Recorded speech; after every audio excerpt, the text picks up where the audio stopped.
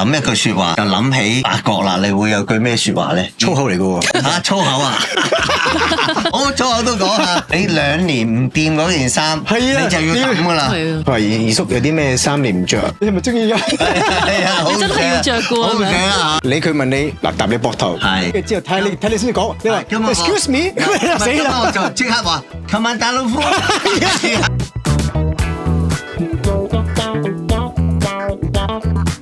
Hello， 大家好，多謝大家嚟到我哋呢個曲嘅訪談系列。如何全方位提升個人形象嘅系列？係卡文啊，今日我哋咧就請咗個特別嘅嘉賓喎，係咪啊？係喎。係啊，係邊位咧？你開估啊！我開估啊，好啊，係一個型男，又可以咧帶俾我哋一啲法國嘅文化啦，同埋又係一個大廚。咁不如我而家同大家講，就係我哋型男黃長興。Hello，大家好，大家好。好似咁樣唔好型喎。誒，你點樣都型㗎啦，真係。Hello，大家好。Hello，喂，多謝你今日嚟我哋同我哋傾偈。Hello，Carmen，Hello，Eddie，好開心啊，係上嚟你哋嘅台啊。係啊，多謝啊，我哋即係可以傾下一啲提升自己個人嘅形象啦，同埋個生活品味嘅。咁我知道咧，你5歲嗰陣時咧就同爹哋一齊去咗法國移居咗去嗰邊喎，係嘛？其實就啲記性咧都有，因為咧我哋即係我爸爸好中意影相嘅，咁所以好多佢可以帶咗好多相簿咧，即係翻去呢個嘅法國。咁啊見到我細細個嘅時候喺啲即係屋企啊，着住 T-shirt 啊，跟住之後咧喺啲公園仔啊，哇呢啲都好懷念嘅，即係咁跟住之後去到法國啊，另一個感覺啦。係另外即係好仲更加懷舊嘅，不過唔同懷舊，係即係嗰種法國文化嘅懷舊啦。咁所以由廣東話開始講緊少少英文，跟住之後直情變咗法文。法文哦，係喎。法國咧嗰陣時咧係1998嘅4年咧，係法國人係最 proud of 咩啊？就係法文，完全唔講其他嘅語言嘅，係覺得英文都唔咁。我嗰陣時能夠少少嘅英文咧 ，Good morning 啊，bye bye 啊，同我哋講佢都完全唔明白我嘅。咁所以就係咁樣就慢慢就生活咗之後就要被逼我自己學法文啦。不過你咁講咧，我其實咧，我哋最近咧，我上年去咗法國咧，我講英文咧，其實佢哋啲人都唔係好中意我哋講英文。你係英國喎，不過唔係，我去法國。法國嘅時候做而家都係仲係。係啊，而家仲係咁。仲係啊。係啊。所以咁啊，真係呢個問題咧，就係佢哋要真係要加強下，因為而家。即係英文，我覺得係同埋中文啦，即係普通話啦，係大家都會即係經常用到嘅一個國際語言啦。咁你返學嗰陣時咧，咁細個返學啦，咁喺學校咧，咁你點樣過啊？每一日咁樣點樣過咧？咁當然啦，初初去嘅時候，就我一嚟咧就已經去1年班嘅啦。咁即係 which is 呢度係就係1年班啦，即係呢1年班啦。咁但係就嗰陣時就因為完全唔識法文，咁所以咧我記得咧我個老師咧完全都係忽略我嘅，係嘛？佢唔理我嘅，擺低我最尾個台度咧，因為好似我覺得係印象中好似係4個台，咁4個人咁樣嘅，跟住之後就擺咗我最遠嗰個，仲要我得一個人嘅啫喎，其他啲都係可能有3個啊4個，我得一個人，咁好明顯咧，我係冇即係嘥咗1年嘅啦。我嘥咗1年，慢慢去融入啊。跟住第2年咧，就嗰個老師反而咧，我覺得可能我可以咁講啲，好似冇咩種族歧視，佢就特別更加 take care 我添啊！哇！呢個我好欣賞佢呢個老師，真係如果即係不過佢聽唔到廣東話啦。如果佢即係記得我嘅話咧，佢哇好想多謝佢，即係咁 take care 我，將我嘅法文嘅 level 咧追翻晒啲人。哇！咁啊，不過嗰陣時你細個係啊，咁細個都吸收到好快嘅，不過就嘥咗1年咯。係咁啊，卡文啊，我又知道咧，你都係好細個去咗外國讀書㗎，係嘛？你幾多年級去咗外國讀書？我嗰陣時係6年班咯。6年班。咁因為我之前喺國際學校啦，咁變咗係即係都叫做適應咗係啦英文嗰個環境咯。係。咁變咗都識少少嗰陣時，但係就寄宿咯，就呢樣嘢最唔慣咯。都其實寄宿都好慘㗎喎，係咪好辛苦？好 lonely 咯，好孤單，好孤獨咯，係啊。我有啲朋友6年班即係幾多歲啊？11歲，我女都而家11歲。咁啊係喎，如果我調翻轉，我而家想象緊，如果我叫我個女去。一定係啊，有好多朋友咧，佢哋咁細個咧過去咧，佢會嬲爹哋媽咪㗎嚇。不過大個咧就會知道咧感情翻啦。係啊，咁喂，咁除咗你翻學啦，咁你翻學通常同你嗰陣時細個同香港嗱，你而家感受到香港啦，咁有啲小朋友嗰個感覺有咩特別咧？即係同香港比咁樣。法國咧，我覺得就係一個比較休閒嘅地方嚟。係讀書咧都係比較休閒嘅。係尤其是係叫做免費教育啦。係咁，所以免費教育咧好明顯，即係啲家長對小朋友都冇咁高要求啦。我哋香港係即係就算政府學校都要俾錢，而政府學校你能夠入得嘅，雖然唔係好貴。但係要求仲高啊！係啊，都好高，都調翻轉喎。係。咁所以我哋係免費，老師又冇要求，咁所以令到我哋嗰個坦白講，即係嗰個嘅呢個自律咧要好高嘅。係。你即係如果你讀好啲書喺法國巴黎咧，你要自己嗰個嘅自律要自己有，但係當然我哋冇啦，因為我哋通常就係一班朋友就去玩啊，放咗學㗎嘛，係咪先？如果我有啲嘅有自律嘅，可能我已經就即係跟翻佢哋玩啦。但係佢哋嗰班本身都係咁嘅。喂，會唔會咧喺法國咧會比較優雅啲啊？讀書啊，或者佢哋教學方面咧會比較唔緊張㗎。總之翻學咧就冇功課嘅。不過咧時間好長㗎喎。我哋嗰陣時法國記得咧係8點鐘朝頭早。係。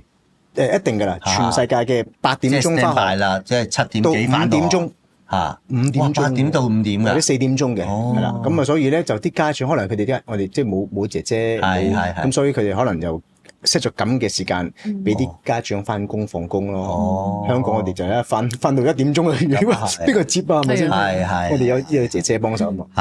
咁所以就即係太休閒少少啦。不過英國係咪咁咧，卡文？英國咧，大家都知道英國即係同香港啊，係啦，英國係比較即係天氣第一唔係咁好啦，咁成日俾我感覺係比較黑黑沉沉，即係有少少即係好憂鬱㗎，係即係但係讀書嚟講係非常之好嘅。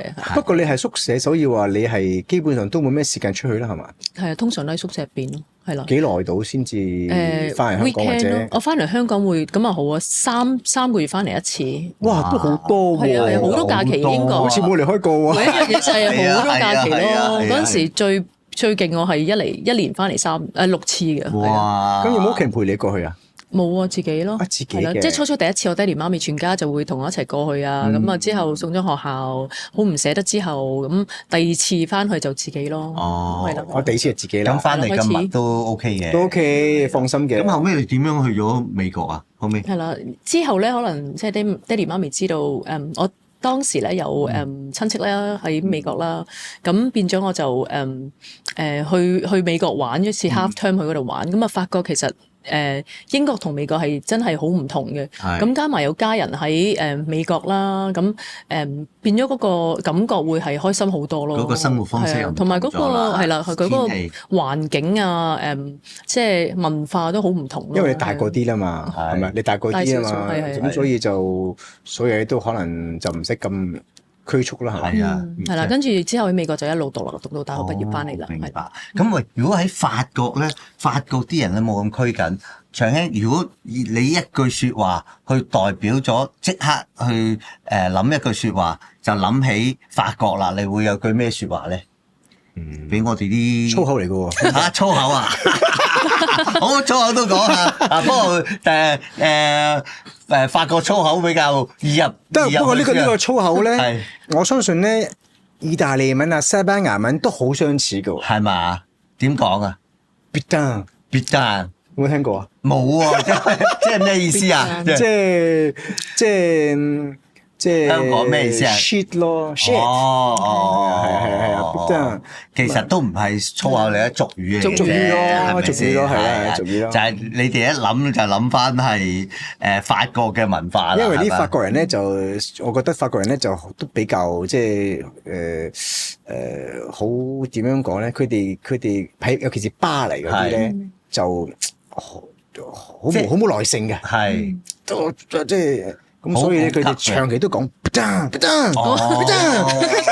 係啊，又幾得意喎！好啦，咁如果你講完呢句啦，咁假設啦，我哋去法國啦，咁不如你教我哋講3個字或者3句説話咧，等我哋可以喺法國社交下啊，好冇？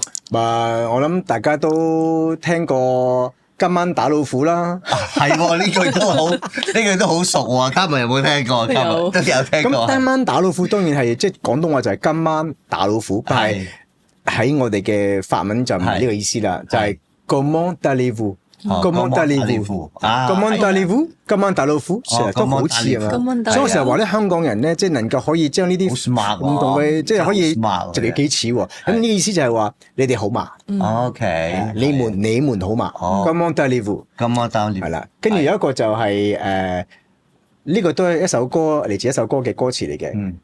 Voulez-vous coucher avec moi？哇！呢句好難啊！呢句。Voulez-vous coucher avec moi？Voulez-vous coucher？咁勁啊你啊！你係咪講過啊？嚇！你唔係講過呢説話咩？唔係，我跟你講。係咩意思啊？呢句啊？呢個説話咧就係你今晚有冇空同我？得唔得閒同我相聚咁樣啊？More than 相聚嘅。明白。咁啊，呢句今晚要翻去。使唔使再同你講啊？講多次。Voulez-vous coucher avec moi？咁如果我話OK 啊，咁點啊？應該點 ？We 咯 ，We We 係啊。如果唔 OK 咧，No，OK，冇 OK。嗱，學到嘢啦，係咪？學到嘢啊，真係啊。第3句啦。係。咁我愛你咯。Je t'aime。Je t'aime。呢句好易記喎。係啦。Je t'aime。咁好啊，喂，幾好啊！呢俾呢啲 idea 我哋同埋呢個第一 part 嘅生活質素或者生活嘅背景嗰個感覺，小朋友咁樣又喺學校學到啲嘢咁。我想問下咧，嗱，其實法國咧，俾我一感覺，或者我諗好多人都感覺上，法國係一個好浪漫嘅地方。咁其實由你喺嗰度咁耐咧，由細長大，你有冇呢個好浪漫嘅感覺咧？浪漫咧，好多人問我嘅，咁當然細個嘅時候就冇浪漫啦，因為我哋可能太細個啦。但係對我嚟講，浪漫咧係你點樣對你另一半一啲嘅睇法啊、做法啦，係嘛？即係嗰啲一啲嘅表達啦。但係我成日話咧，其實好多人香港人或者係即係非洲人或者邊度人，都係可以係好浪漫嘅。不過咧，法國人更加浪漫咧，因為佢哋更加多時間。佢哋好多時間就諗咗嗰樣嘢，即係好多時間去談情，好悠閒嘅。係啊，所以咧，佢哋咪有時間。今日好多時間冇嘢做，咪你知佢哋放工又早放工，tea break coffee break 又好長，係咪先？你咁講都係，同埋我感覺上係即係法國人好熱情嘅。我都之前有啲法國朋友咧，一見到跟住就 kiss 咁樣，跟住就即係好熱情嘅，好中意 touching。係咯。即係我成日話咧，即係喺呢個嘅文化咧，如果即係多啲有個嘅 exchange 咧，香港人多啲 touching 都好嘅。即係譬如男同男，即係喂，即係攬一攬，係咪唔一定要有時男同女啫。男同男都可以係，或者我哋同對父母都少嘅，冇錯。原來嗰個嘅 body contact 對媽咪對爸爸，哇！即係呢個係我哋嗰個嘅唔知係咪尷尬或者嗰個嘅長大嗰個。但係如果我哋多啲 body contact 咧，會好舒服嘅。係嘅，呢個你講得啱。真係文化唔同。係即係法國嘅文化咧，就係同香港咧就有少分別。香港就保守少少。但我覺得而家香港嚟講，即係呢一代會好好多咯。即係喺我哋嘅 generation 係啦，外國翻嚟啊嘛。係啦，即係人同人之間嗰個 closeness 係。但係就算喺外國翻嚟，佢哋都好少即係比例啊，尊重咯少啲，佢係尊重，但係佢好少攬住爸爸啊咁樣 touching 啊。爸爸就少，因為佢哋係啊細細個可能不過要睇下佢哋係咯，即係而家不過開始變咗啦，開始變咗。好似我而家我晚晚都錫我小朋友，即係嘴一嘴咁樣。係咁啊，而家我女就11歲，我仲嘴緊佢個嘴，喺佢係瞓覺之前，我唔知可以嘴到幾耐咧。係啊，我都係嘅，我唔係嘴，我嘴面嘅啫。我仔我都嘴嘅，係啊嚇，咁所以係啊咁啊，你係咁講啊啱喎，即係法國人咧，即係比較浪漫啲。我知咧，長興咧嗰陣時求婚咧，用直升機求婚嘅，哇，超級浪漫啊！同埋咧，佢結婚咧，唉，我真係好後悔去唔到佢嗰個，佢請我去法國一個酒莊嚇，咁啊嘅細細地好 close 嘅一個婚禮。但係佢去唔到，不過咧佢幫我做一批好靚嘅衫，哇！等我我同我啲兄弟咧，因為我嘅主題係一個嘅酒莊嘛，就係葡萄啊嘛，白色葡萄，綠色綠地，哇！佢全部嗰啲西裝咧係綠色咁啊，好靚嘅煲呔綠色，哇！係啊，多謝你哋，唔好客氣啦，真係所以我，如果我當日咧抽到時間去咧，就真係好正，同埋咧有機會參與你嗰個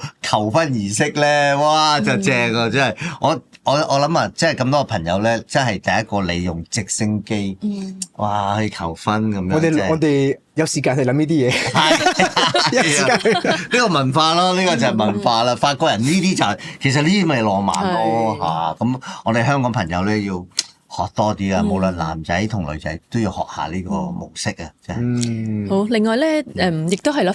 即係法國係俾人覺得係好 fashionable，即係女士啦，一聽到去法國就 shopping 係咪？即係中意行公司啊，知道有好多米蘭啊，唔同嘅地方啊，係去到好多嘢買啊。咁你又點睇呢樣嘢咧？覺得同香港係咪即係香港都好多地方可以 shopping 嘅？咁變咗個分別，你係點樣睇？嗱，我又呢個問題就而家即刻答啦，因為我都喺度諗緊係即係點解啲法國時裝品牌咁出名咧？即係好多大牌子啦，大家都知啦。咁其實我細細個嘅時候咧，都面對咗一啲叫做難度嘅，一個挑戰嘅。點樣挑戰？每次返學咧都有個挑戰嘅。哦，係咩？着咩衫啊？因為我哋冇咩啊校服啊。哦，即係你冇校服㗎？我哋冇校服。即係你小學都冇校服嘅？冇㗎。哦。所以咧，有時我返學着住啲可能運動裝嘅時候，運動裝唯一一個佢好似提供一個嘅，仲要係中學先提供嘅啫。小學冇，小學冇，佢照自己買自己運動褲自己買。但係就有時去到中學啦，小學就唔覺嘅，媽咪俾咩着乜嘢。去到中學咧就開始啦，因為有啲女仔又即係阿波踩啦，咁有啲男仔又好型喎，有啲咧就全身連牌嘅喎，啲男仔咁細個喎。跟住之後就自己覺得，哎呀，我又好似又冇咩名牌，又跟住先至開始其實有啲比較，同埋有啲嘅叫做開始留意下點樣着衫啊嗰樣嘢。咁所以覺得係法國就因為可能冇校服，所以要即係早啲有呢個 fashion mind。可能係咪啊？唔知咧，可能就係細細個嗰個嘅學生就變咗而家大老闆嘅設計師。可能係喎，即係慢慢我中意衫咁嚟設計下，由細咧一路培養到大咁樣嚇。咁同埋嗰個氣氛都好好喎。我覺得一去到法國咧，你個感覺好有文化，即係可能吸嗰啖空氣都好似舒服啲，即刻上去買衫啊，係嘛？真係啊！你又好啦，你一去到唔使諗啊，即刻掃貨啊！我哋仲要睇下價錢啊，即係咁啊，係啊，咁啊，其實法國真係好正啊嚇！我上次去完咧，又咁啱啱上年啦奧運啦，就係特別乾淨。同埋但係嗱，除咗着衫之外咧，我發覺法國咧，其實食嘢咧都係一個享受喎，係嘛？我幾中意喺法國食嘢。法國餐係咪？但係我就好記得一樣嘢，法國麵包係咪好多時去到每一個地方都係俾啲硬掘掘嘅麵包先，跟住之後先好食嘅之後先嚟係咪啊？唔係，我就係話硬掘掘嘅嗰個嘅呢個嘅名，即係呢個人哋個標籤咧，我又覺得法國唔包唔格格嘅喎，你咁樣坑落人嘅頭係即刻斷嘅喎。係嗱，香港就你個頭爆啫，喺法國你嘅麵包係。係好脆，係好即係有時尤其是嗰啲因為佢哋法國人好食好多包㗎，咁啊嗰個嘅 chef 咧要真係朝頭早整一批，晏晝可能整一批嘅喎，咁所以每次有時都好，經常都有啲新鮮出爐嘅，哇！有時真係啱啱出咧即刻攞，哇！真係辣手嘅喎，係好脆嘅喎，同埋咧佢就算你哋擺得耐少少，可能1個鐘2個鐘咧都冇事，不過香港嘅冷氣咧。就令到佢吸晒啲水分咧，就會硬。哇，係喎！你真係嗱呢啲又係咧，有啲研究啊，真係。有啲研究。唔係，我就研究點解法國香港麵包唔好咁好食咧，或者乜嘢？因為呢度嘅潮濕比較重啦，咁我即係好多呢啲嘅嗰個天氣令到佢咁。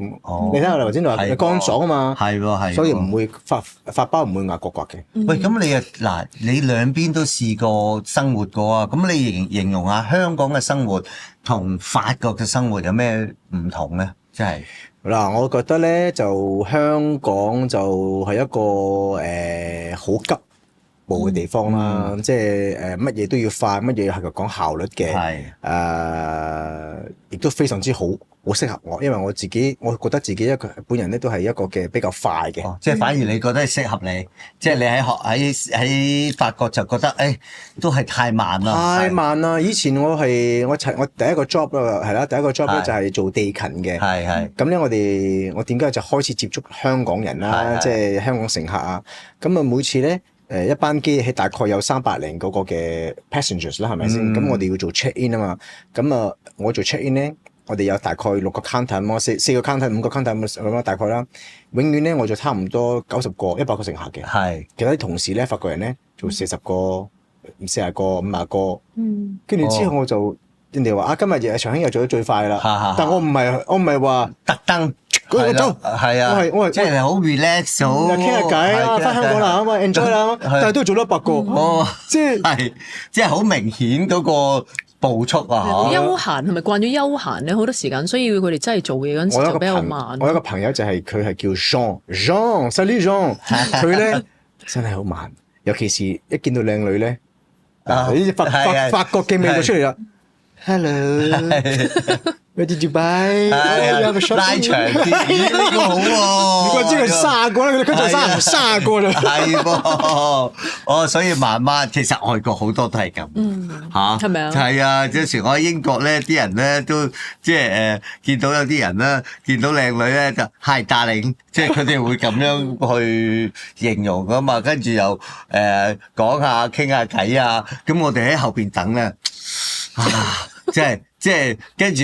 到你習慣耐咗啦，你就只係慢慢係嘛？嗰時你喺美國會唔會係咁咧？美國又唔會喎，我又覺得 OK 喎，係啊。係嘛？但 of course 冇香港咁快咯，香港真係個個都好似趕時間咁樣。咁你本身你自己，你覺得你自己係咪一個嘅休閒少少比較，定係急少少人啊？我係一個好急嘅人啦，可能有陣時做生意啊，即係我做唔同嘅嘢都係要急咯，係啦，所以就急慣嘅，係啦。咁反而而家去第二啲地方，我係唔慣咁慢嘅，係啦，有啲地方真係好慢。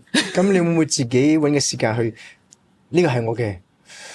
會咩時間？我有咩時候啊？自己嘅時間去 relax 下嘅。去做 SPA 嘅時候，做 facial 呢個慢慢嚟。做按摩咁樣真係自己休息咁樣，呢個一定要。幾好喎呢個嚇！即係其實我哋香港最近我都兩邊飛啦，咁我覺得香港咧真係個生活真係好急嚇，咁但係就香港唯一好咧就係好方便啦嚇。同埋我覺得香港係你可以get things done really fast，可能同一個時間，但係你可以已經做幾樣嘢啦。但係可能係第二啲地方可能慢，因為慢所以啲時間拖長咗咯，所以變咗。所以我哋就中意就去邊度咧？如果去歐洲咧，第一個選擇咧，真係去我自己中意啊！真係去法國嚇，法國一落到機休閒嚇，即係除咗要小心其他啲財物啊，但係咪咧？你覺得你喺嗰度住咗咁耐，嗰個生活環境，我覺得個治安就比較唔係咁好嘅，咁所以都有一個嘅大部分嘅原因，我翻嚟香港嘅，因為你長期咧我尤其是我住嘅地方咧就唔係喺巴黎啦，即係巴黎有啲靚區啦、shopping 嘅區啦，即係咪先嗰啲好靚噶嘛，即係可以話係安全啦。但係我哋住啲係叫做住宅區，咁住宅區咧就離開巴黎咧就講緊係即係 highway 咧就3個字啦，雖然唔係好短時間，但係3個字，因為長 highway 啊嘛。咁但係嗰度住咧就冇 shopping 噶啦，係 supermarket 係街市，咁所以咧就即不過好彩，你可以話咧，我今日見到嘅一個人啦，我覺得第二日咧都會見翻佢嘅，咁所以有咩事咧我都會揾翻佢嘅。翻佢係啦，喂，其實好啊，我中意咧。即係我中意去第二啲國家咧，深入下去呢啲真係住宅區啊！不過你呢啲地方你深入下，你唔好太耐咁樣，你唔識咧，佢就會搶你嘅嘢噶咯喎，因為你都唔係呢度啊嘛，佢就問你邊嚟㗎？你明唔明啊？小心啲，唔好亂咁嚟啊！係啊，尤其是我哋即係 Asian 啦，又唔熟嗰個地方，係會爭啲嘅。啱，除非佢問你，跟住你又。嗱，搭你膊頭，可能或者跟住之後睇你先講，你話 excuse me，死啦！我就即刻話 come on， 大老夫，咁啊即係都可以，都好啲。哦，跟住再係啦，跟住唔笑，即係搞掂啊！即係跟住行開啦，自己有嘅。嗱，所以一定要學，一定要學下呢啲啊！喂，下次我哋搞翻個 group 咧，你帶隊去法國玩，可以，係喎，真係。喂，有一個咧，我想分享下就係話有一次團隊帶我去法國拍嘢啦。係。咁我係我可以話係我嘅嘉賓啦。係啊係。佢當地咧就我有香港嘅攝影師兼做埋嗰個嘅收音啦。係。但係當地就揾咗一個嘅當地嘅tour guide 咁樣嘅。咁佢嘅名就一個非常之即係香港人，但係咧就應該喺法國居住一段時間，咁識法文嘅。但係咧佢就係你啲口音啦，今晚睇你副好 show。咁有一次我哋去咗波爾多，哇，好靚啦！波爾多你唔會覺得有啲唔會好雜，係啦，係去咗個地方停咗路，我哋蕩失咗路，夜黑黑地嘅，我坐喺乘客個位，咁我嘅嗰個導遊咧就坐喺後邊，佢打開窗，佢就excuse me， 即係 excuse me 啊 ，excuse me 啊，唔係佢都有法文嚟嘅，excuse me 啊，我想去我哋行蕩失路乜，how do 好似我嘅英文，即係 how do you go there 乜，即係但唔係好標準嘅法文，有口音有外國。哇！嗰兩個法國女仔，佢話佢講緊咩啊？嚇！跟住之後我唔知喎，我喺度串緊佢，喺度即係好似即係鄙視佢咁。係。跟住之後，佢又試下再講啲，佢話：no，we are lost，where do we go？ 乜即係其實我明白晒嘅，只不過口音唔正啫。係。跟住兩個最重要係幾靚女嘅喎，有時真係即係佢哋話：哇，唔知講咩，走啊，拜拜。係啊。跟住我即刻我唔忍唔住打開窗口。嗱，不過嗰一刻咧，我都要吞口水。用我最好嘅法文，最嗰啲咩aristocrat 嗰啲咧 ，excuse me，my friend is talking you nicely，跟住之後，佢即係唔係啊，我哋唔係咁意思啊，我哋唔知佢講咩，聽唔到嘛。跟住之後，哇！原來即係咁樣嘅喎，你講咩啲佢又唔睬你。係啊，我即刻唔欣賞啊！我哋去啲唔係去啲最靚嘅區啦，或者有時我都曾經試過去啲2、3線嗰啲區咧，去講英文咧，佢哋都冇咁 nice 啊，即係唔係好想睬你嘅嗰啲嘢。就算你講英文係嘛，即係係我知啊咁啊。我都唔明白，即係你睇下，我哋叫一個嘅外籍人士啊，佢講少少嘅普通話，講少少嘅咩地，我哋即係不知幾，哇，好靚啊你！係啊，即係有時即係文化唔同啊，係啊，真係。長興，我想問下咧，嗱頭先講到啦，你翻學咧就係唔需要着校服嘅，係。咁你平時會着咩衫翻學啊？咁我諗細個嘅時候，大概即係小學啦。我相信媽咪俾咩我就着咩噶啦。我諗都冇咩特別嘅即係要求噶啦。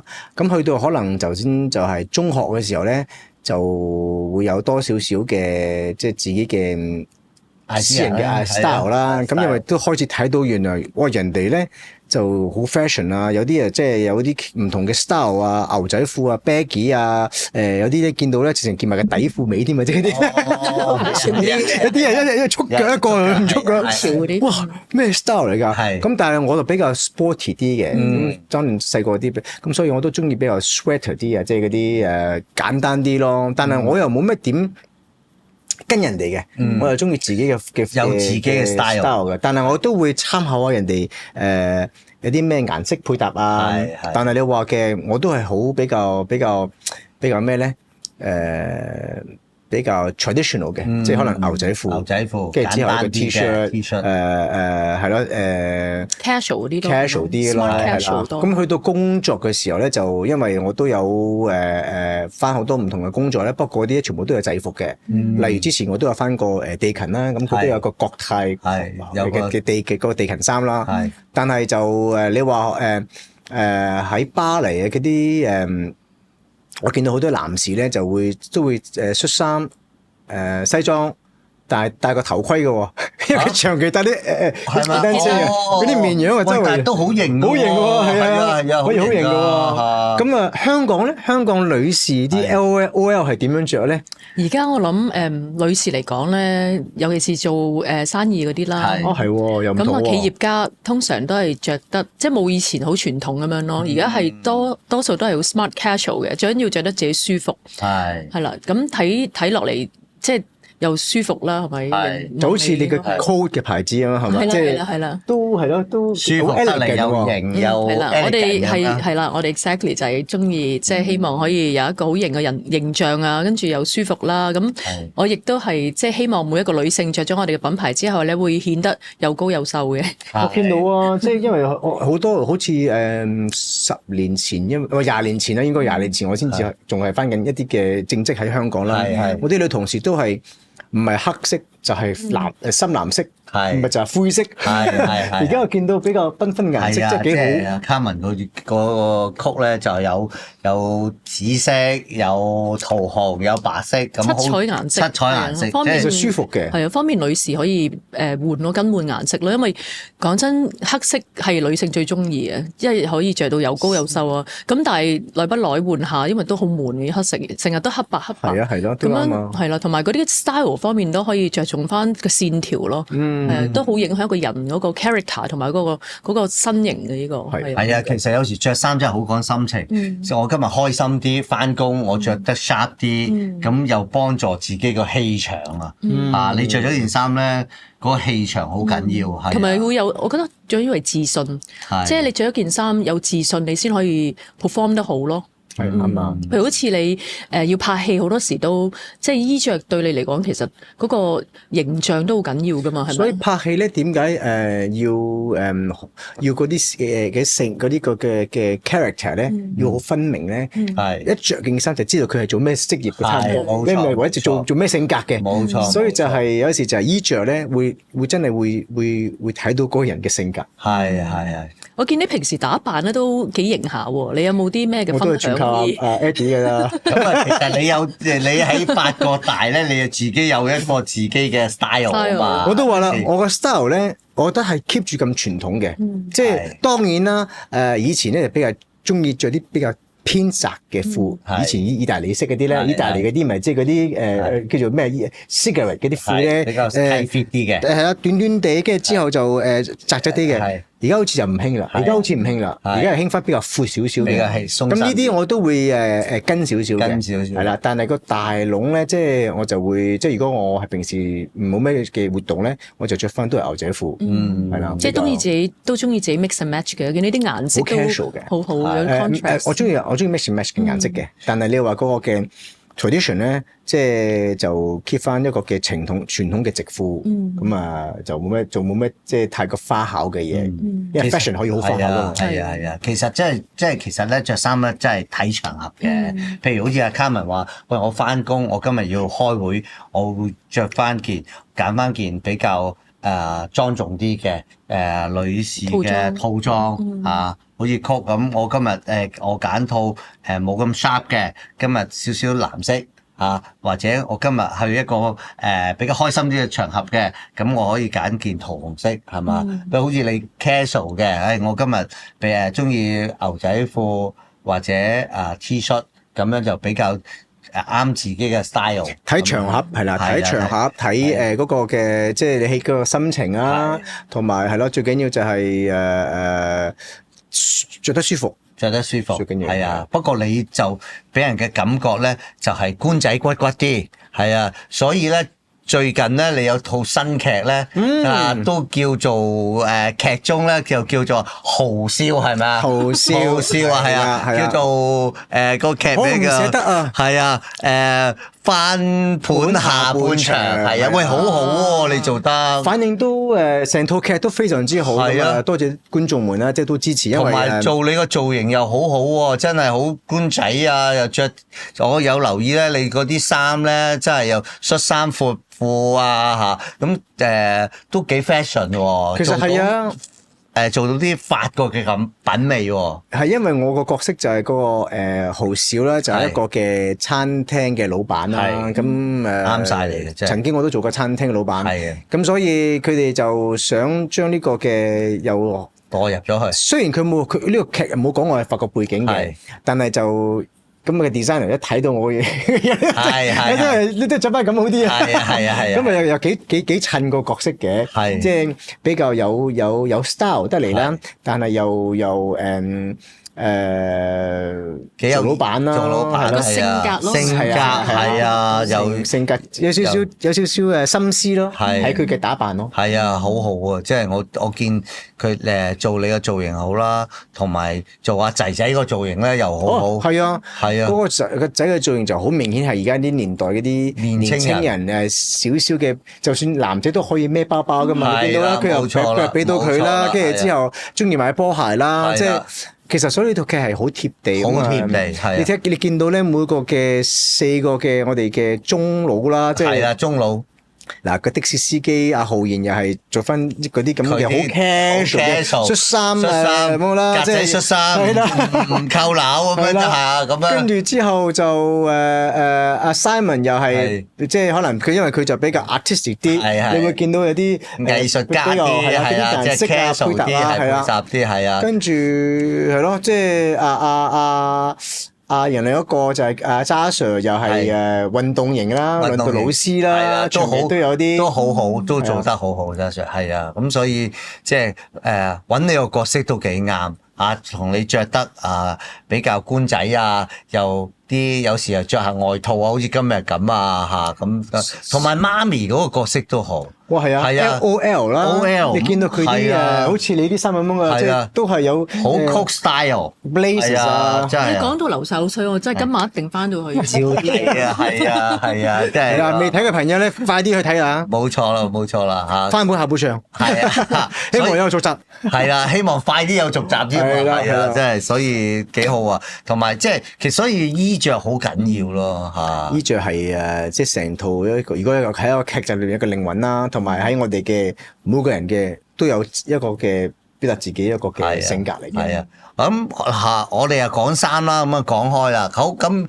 阿長兄，咁你衣櫃啦，問下你衣櫃裏邊咧，其實如果你衣櫃裏邊咧，有必須有譬如話有5個 style 或者有邊幾件衫你又必須啊，或者你可以同我哋啲聽眾分享下，等佢哋有學下點樣着衫啊！嗱，我咧老婆咧就成日都唔係好中意我有呢件嘢嘅，一個花恤衫啊，係佢唔中意我着花恤衫，但係咧我偏偏咧我唔係中意花啊，我係中意有啲 pattern 啊。哦，即係有少少 pattern，咁就令到嗰件恤衫咧有啲嘢睇咯，即係唔係白色，唔係藍色，係有啲嘢睇。咁而呢個嘅恤衫咧，我覺得咧，因為有 pattern 啊嘛，咁你可以喺唔同嘅你可以有帶領呔又得，你可以唔帶領呔，即係比較即係。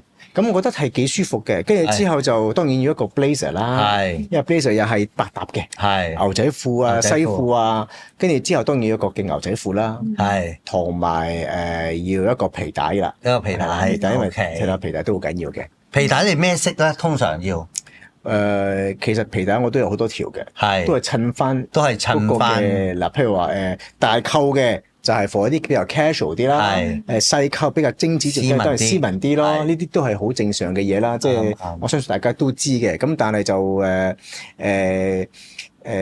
我都有啡色，有白色，有紅色，即係呢啲係必須㗎啦，喺個衣櫃。但係最基本就係黑色咯。係啊，好 Carmen，咁你個衣櫃裏邊咁啊，可以介紹下有咩嘅衣櫃啊？係啦，有乜嘢可以精簡啲嘅？我知你好多衫噶啦，咁但係咧，你可以你嘅經驗咧，同啲聽眾講下，喂，乜嘢就最重要嘅咧？咩衫係最重要啊？咁我覺得其實喺衣櫃入邊咧，就真係咩都要有咯。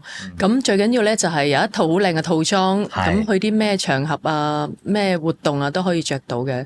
咁第二咧就係要有 top。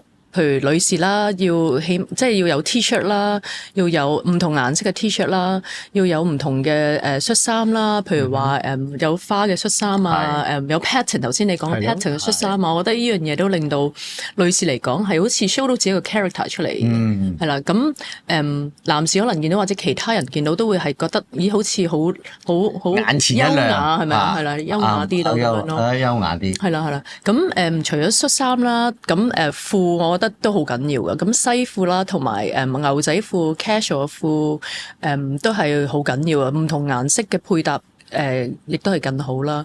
咁jacket 啦，譬如牛仔褸啊、牛仔嘅 T-shirt 我都其實有好多嘅，我中意唔同顏色嘅恤衫啦。咁唔同質地啦，唔同顏色，譬如有啲就可能係有啲珠嘅，或者有啲鑽石嘅 bling bling 嗰啲，係啦，或者有啲就係我一件就好靚嘅，係用金線嘅，同埋牛仔布一齊，即係喺件衫上嘅 pattern。咁我覺得係好 elegant 咯，係啦，即係變咗你着牛仔衫都可以變到係好高貴啊嘛，係啦，即係好睇啲嘅casual look 咯咁樣咯。即係有啲金線去撞翻起件衫。係啦，咁令到亦都要知道，譬如嗰個人嗰個colour tone 係咩咧？我覺得都好緊要，睇下自己係襯啲咩顏色啊！喺件衫度，譬如着咗之後係咪好精神啦，或者好似好攰咁啊？呢個都好緊要咯。係啊，而家最近咧又好興咧卡拉通喎，咁其實呢樣嘢我哋無論男士同女士咧都要留意呢樣。係啊，呢個好緊要喎。譬如着一件白色嘅，呢時我中意着 inner 係白色嘅，咁或者 versus 我着一件可能沉啡色嘅，哇！真係爭好遠。即係爭咗嗰樣，即係冇咁生冇咁精神，即刻好似好攰咁啊！個人。咁但係你譬如話你呢個嘅，我成日咧有時咧就係喺香港呢個地方比較細啊嘛，咁就呢個係一個 dilemma 嚟。不過可能你屋企又唔同，大啲可以擺。冬天同埋夏季同埋冬季你點樣？係一定係點樣嘅？一齊喺個同一個衣櫃定係點樣嘅？我係分開有個衣帽間，咁一邊就係冬天，一邊夏天咯。咁我就好多時，譬如因為香港其實夏天都唔係話好，唔係冬天 sorry 講錯，冬天香港都唔係好熱啦。咁好多時都可以譬如着件入邊係短袖，出邊着件大褸咯。咁一熱就可以除咯，即係外國都係咯。外國有陣時有 heat 啊嗰啲又係要除咁樣，唔係好焗咯個人。咁你中唔中意啲比較長啲嘅大褸啊？定係？係我中意長大褸。我覺得長大褸係着出嚟個感覺又唔同啲，好似個人嚴肅得嚟，好似好型咁樣。我中意型格咁係啊，所以會襯托得嚟。我覺得係個人好似拉長，跟住又可以 slim 啲又型啲咁樣咯。即係唔同都係唔同場合咯，係。有時聽完你兩個講咧，就我就又感覺到咧，其實着衫咧真係第一啦，即係講你嘅年齡啦。第二咧，你去到某個位咧，你就會轉 style。咁所以我自己咧嗰個櫃桶咧，我就分幾樣衣櫃係啊。咁我就分幾樣嘢嘅，就係第一樣咧比較 sporty 啲啦，sporty 啲。如果 casual 咧，我就必定要有一樣嘢卡其褲，牛仔褲。要有兩條，一條直筒嘅，一條咧比較鬆 fashion 啲嘅，黑褲起碼要有2至3條，因為點解咧？黑色嘅褲同卡其褲同牛仔褲咧，呢幾條褲咧，我哋男士隨時唔使諗噶啦，一的起就可以即刻着，同埋咧T 恤有靚 T 恤。白色啦、黑色、藍色啦，呢幾隻色咧一定要有。每樣嘢起碼有一件，因為點解咧？因為男仔咧有時唔想諗乜嘢啊，咁就翹起手咧，呢啲嘢就即刻要有啦。咁外套我就會 suggest 咧，就係一啲米色嘅外套啦，同埋一啲藍色嘅外套啦嚇。因為米色嘅外套咧，就你一着起襯條牛仔褲、白色 T 恤，已經又可以去到街啦嚇。我今日開心啲嘅我着條卡其褲。又着成套米色嘅又得，裏邊即刻襯件黑色嘅有靚 T 恤，又可以 grand 地係嘛？咁如果我 casual 啲嘅sporty 啲嘅，咁我又可以着運動裝。依排咧，我發覺咧女士咧好興呢個斗篷，好似我而家着緊呢件咁。係喎，斗篷我覺得反而係一個新嘅 trend。係咩意思啊？即係斗篷咧，即係好似佢而家咁樣着咗係一件，好似一件 jacket，但係其實咧係喎幾得意喎，係啊，一件 jacket，但係其實幾得意喎，係喎，但係冇袖嘅喎，咁啊好涼爽其實係。呢個唔係設計嘅，係真係有呢個出邊係設計嘅。哦，咁而家都嚟緊希望可以出多啲顏色咯，因為我覺得咁樣係好容易配搭到去唔同嘅場合咯。譬如咧，即係我入邊而家係一件 T-shirt 啦，好簡單嘅 T-shirt，咁我又可以襯一件恤衫長袖嘅，或者白色嘅恤衫，即係白同黑都可以襯到咯。係，咁就變咗嗰個 contrast 大啲，又可以去唔同嘅場合。係咁樣着，即係裏邊。其實你裏邊可以襯一件名貴啲嘅恤衫，跟住就下邊轉翻高踭鞋，着件斗篷，或者短今晚又可以去 function，係啦，好容易又可以去威。不過我想講咧，就係即係唔同嘅衫，頭先講咗好多嘅斗篷啦、恤衫啦，好緊要嘅咩咧？就係個 cutting。哦，係 cutting 都好緊要，因為我自己都有時有啲恤衫咧，長期喺我嘅衣櫃。但我長期都唔着佢嘅，因為佢嘅 cutting 已經唔再靚啦。啱係啊，你明唔明啊？冇辦法啦，其實即係講啊，我哋着衫咧，即係要斷捨離啊。你2年唔掂嗰件衫，你就要抌噶啦，係咪？但係通常咧，因為點解咧？你嘅衫咧係有古仔噶嘛，係咪先？你又唔捨得咯，所以真係要斷捨離。你話時話衫，我真係諗翻起衣帽間 keep 咗好多。幾十年前嘅衫都喺度，係啊，都係真係擺低咗好耐，跟住就喺度望，抌唔抌好咧？但係仲興唔興咧？但係可能20幾年後又興翻喎，又可以着翻，係啦，又着翻喎，真係有時。咁啊係啊，係啊！我前幾日就不過呢個就冇辦法啦。我嘅侄仔過咗嚟喺加拿大過嚟，跟住之後我俾咗一件好靚、好名貴嘅一個 blazer。我望住佢，佢話二叔有啲咩衫你唔着？跟住我望住，首先我衣櫃，我望咗佢哋好耐啦，你應該都唔啱我着噶啦。跟住之後我俾佢着嘅時候咧，佢好佢 fit 身喎，但係我又好唔捨得。你係咪中意㗎？係啊，你真係要着㗎好唔捨得。但係我覺得侄仔 OK 啦，俾佢啦。係啊，係啊，最中意。但我諗緊我呢個減肥嘅，我着得翻嘢，不過係啊，唔係呢個係幻想，係啊，好多人都係咁幻想。你睇住我10年前件衫。喂，我減咗肥應該着得翻。有啲女士啊，好多時咧買啲可能係着唔到嘅，或者少少就自己好清楚，得唔得咧？逼少少減肥係得㗎，得嘅都得，即係有個目標俾自己咁樣。係啊，嗱，各位女士真係記住啦，你買衫嗰時咧，你可以買少少窄窄地嘅，就逼住自己，我一定要着到鬆為止，咁啊掂咯，係咪嚇？咁好，跟住我哋仲有一個問題，就係問咧，就係睇下，喂點樣咧？我哋去 function 啊，或者我哋平日點樣着衫咧，唔會 over 自己喎，即係唔會人哋覺得點樣去揀一啲譬如我哋 function 啦，點樣去揀一啲唔會好 over 咗自己今日角色嘅，應該係通常點咧？咁當然啦，譬如話，如果你嘅我講嘅係一個嘅身份啦，我係一個嘅慶功宴，或者我係一個場合，即係有其他嘅演員，咁我嘅角色可能係只係一個嘅配角。咁你唔好着到靚過主角啦，明唔明啊？咁咪好似有啲過分咗喎。雖然除非你係一個嘅即係已經掛咗名你一個嘅 fashion stylist，即係咁你好明顯你一定係着得好靚，因為好有 fashion。但係明明唔係嘅，咁冇為咗，因為我想 sharp 啲就夾硬嚟，咁就夾硬嚟咗啦。明白。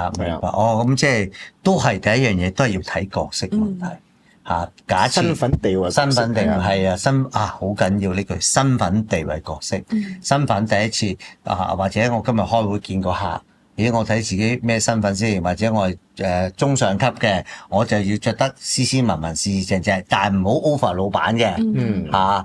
身份嘅角色，我係咩角色嚇？我出嚟要 presentation 嘅，咁我要講介紹一啲嘢嘅，咁我都要着得好整齊好乾乾淨淨係嘛？跟住身份地位角色，咁三樣嘢齊晒，咁就人哋會記得你，同埋唔會 over 自己，係嘛？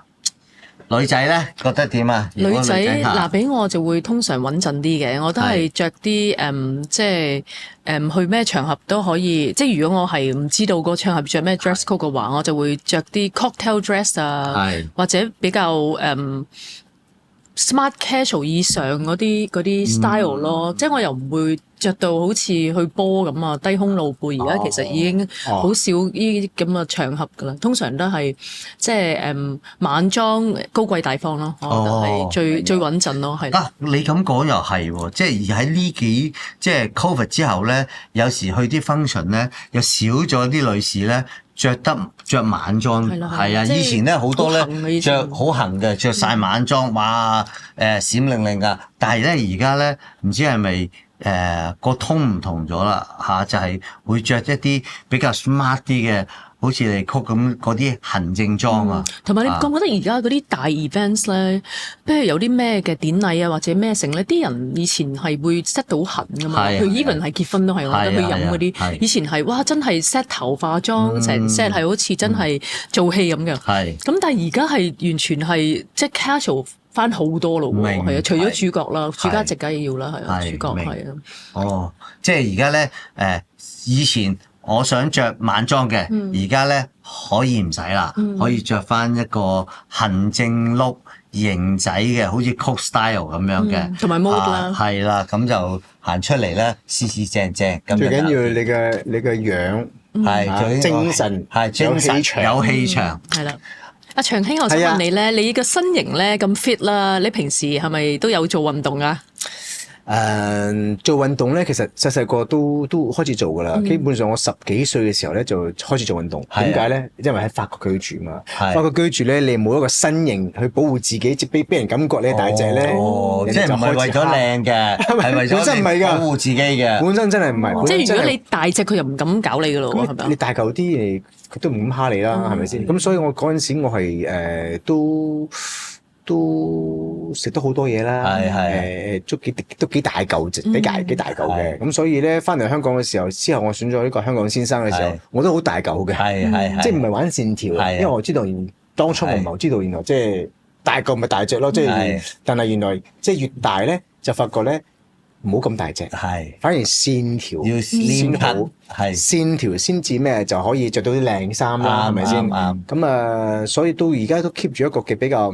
一個嘅即係好 habit 嘅，唔係好大隻1至4，即係做運動咁先至 keep 到。因為尤其是即係年紀大咗之後咧，我哋嘅新陳代謝比較慢啦，咁所以咧吸收就即係好即刻吸收啦。你要叫佢你要減咧，就真係比以前出咗好多功夫嘅。咁所以你一定要比較自律少少，真係1至4、1至5咧，我就要去做運動咯。我又想問你嗰陣時咧，香港先生啦，2005年選嘅係咪？想訪問下你咧，哇！你好大膽喎，即係真係好大膽。係有咩嘢令到你會去行出嗰步去報名選香港先生咧？因為係香港第一屆嘅香港先生，咁你完全係冇 reference 係會係要做啲咩？譬如話泳裝表演啊，好似香港小姐咁係咪啊？係即係你嗰陣時係。其實嗰陣時咧，因為我翻嚟香港就係做嘢嘅，咁我入咗一間公司，咁嗰間公司都比較多女士嘅，咁所以嗰嗰啲同事女士就同我講TVB 喎，第一屆做呢個香港先生，平時係亞洲電視TVB 係好多人睇嘅，係我哋嘅香港即係第一台嚟嘅，咁所以你要參加啦，你要玩下試下啦。哇！我嚟翻工喎，即係佢哋嗰陣時都覺得你好靚仔啦，係咪啊？可能咁靚仔幾時都覺得佢靚仔啦，唔係嗰陣時啦。就推你去選啦，將我選啦，跟住之後就報咗名，跟住之後就interview 咗，跟住之後就入選咗咁樣咯。咁但係之後就有咩嘅係咯嘅泳裝環節啊嗰樣嘢，但係對我嚟講咧，冇咩特別難度。泳裝環節，我哋喺法國長大，我哋基本上即係因為個文化係比較 open 少少嘅，日日都着泳裝出街咁樣，係咪？因為我哋成日都游水喺法國，咁一齊沖涼啊咁，即係男士啦，當然啦，即係唔係女士啦。但係就即係啲廣告都你睇到啦。啲廣告我哋係哇礦泉水嗰啲廣告係咪即係法國礦泉水？哇！有啲靚女，有啲男士啊嘛行出嚟。礦泉水我點解要 show body 嘅？係啊，冇錯啊。咁所以泳裝環節對我嚟講冇咩即係尷尬嘅。不過咧，我覺得係面對鏡頭啫。係哇！對住鏡頭以前咧，即係淨係講3句對白。Hello， 大家好，我係黃長興，我都可能直直啲嘅。大家好。我係黃長興，13號，即係哇咁佢都唔即係咁，所以呢個係最難講嘅，因為尤其是嗰陣時嘅廣東話又爭啲啦，咁所以係咯，但係都選完啦。哇！咁真係係好犀利，我覺得你呢個毅力同埋呢個膽量係啦，膽量係啊！好。